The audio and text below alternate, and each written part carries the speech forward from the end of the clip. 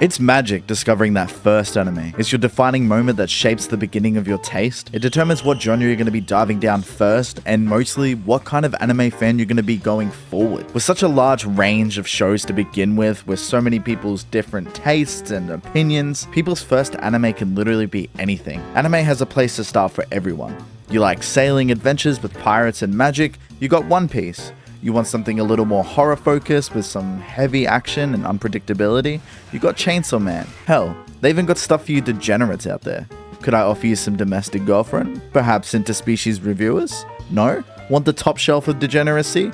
Here, have Redo of a Healer. I should probably explain that I don't mean the anime that you watch first, because I feel most of us have seen an anime without knowing it growing up at some point. I'm talking about that first anime that had you sit back in your chair, inhale, and say, damn, I love anime. For most of us, the beginning anime is pretty safe, pretty fair. Makes sense why that would be your first anime to spark the love.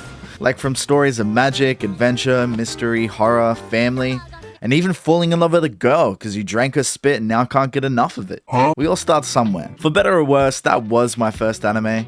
A little show called Mysterious Girlfriend X, a romance like any other that had me drooling with anticipation to watch each episode. I was pretty much addicted to the show. With only 12 episodes of goodness after one night, I was pretty much an anime fan. I really want to talk about this show, mainly because of how bizarre that it was my first anime, but also because it's actually a really good show. The series follows the relationship with Tsubaki and Urab. Urab is a transfer student who just shows up at Tsubaki's school one day, giving the personality of I'm not like the other girls, with the mysterious level of cringe that the likes of Kirito would probably struggle with immensely. From falling asleep in class, bursting out in laughter randomly, Urab gets labeled the weird kid. It's not until some time later that Akira forgets something in class and finds Urab still asleep. He wakes her up and she leaves, but not without leaving something behind on the desk.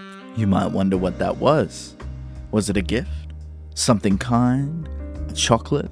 A love letter, perhaps? It was actually drool, and he decides to drink it. After Tsubasi's done slinging back drool shots like a night out in the town, he then finds himself on the hit series My Strange Addiction, as he is chronically addicted to her drool, almost physically dying without it. They form a bond after she confronts him about it. He confesses his love in a very significant way, tearing up the picture of his crush. She returns the feelings, and their relationship slowly grows more and more deeper as the show goes on. That's pretty much the gist of the plot. Sounds pretty simple, yes, but it's what's under the surface that made this show special to me. I will say it's hard to swallow the whole drool drinking thing. I do understand that, but I personally found that the true bonds formed from these characters is just so genuine, with a lot of magical moments to be found in this anime. It shows more how they are connected spiritually as well as a grounded compatibility. The way they navigate the likes and dislikes of each other's preferences is done in not a typical way, with a lot of it being a metaphor for something else. For example, Urab is depicted as a flower in most of the dream sequence, where Akira is depicted as a butterfly, hence the drool technically being a metaphor for nectar and a metaphor for kissing. To be honest, a lot of their relationship is connected to Akira's dreams, almost like it's destiny that they meet somehow. I think in a cool way, it's all an inner subconscious of his feelings manifesting in a dream state, because a lot of the show's topics bubble up from them. Technically, I really like the fact that when they taste each other's drool, it's almost like they're giving a part of themselves and sharing a bit of their feelings, their thoughts, and mental state as a whole with the other person. The artist chooses to show this way in a more physical way rather than dialogue. And look, some would say the latter is better because why spit? But honestly, it's beautiful. Because sometimes there's some things that words can't describe, but sharing bodily fluids can. You're probably thinking, why this show? Why a show about spit spoke to me in the first place? The short answer is, I have no fucking clue. But I think what first attracted me to the show was genuinely the poster. It stood out way more than any of the other romances. It looked like something straight out of Scott Pilgrim, and I just loved it. The character designs of the main girl still to this day was so unique, with a lot of interesting fashion choices from the artist itself. Everything he chose to do really made it stand out from anything else. Even if technically now the main core of the story is more formulaic as a romance anime, comparably to all the other romance animes, I feel it still stands out just a little bit more from the style and aesthetic that the artist chose to do. And honestly, my love for the show doesn't stop there, because when I watched the first episode and the soundtrack and the visuals hit me, it really made for something so calm and interesting.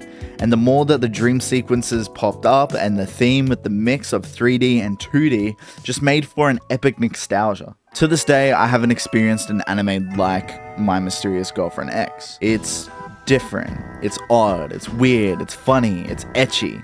It goes to places that not a lot of the shows I feel would even risk going there. And I think it's beautiful because of that. And honestly, it doesn't matter what you guys think. It's my first anime and it means something to me. It does mean something to you. There's nothing like your first anime really. Doesn't matter how weird or random the show can be, it was your first. It made you fall in love with the medium. Even if your taste has evolved completely since then, it will always be special to you. And I think that's what I'm trying to say. I can't express how being 17 again, watching this anime for the first time, how I both felt like I was missing this my whole life and how it seemed like it was made for me. It's hard feeling to recapture, but I'm glad that I felt it in the first place. Anime has been a part of my life since then, and I wouldn't want it any other way. Even if my first anime is potentially a spit kink on the low, I'll stand by it, because your first anime will forever be your first anime.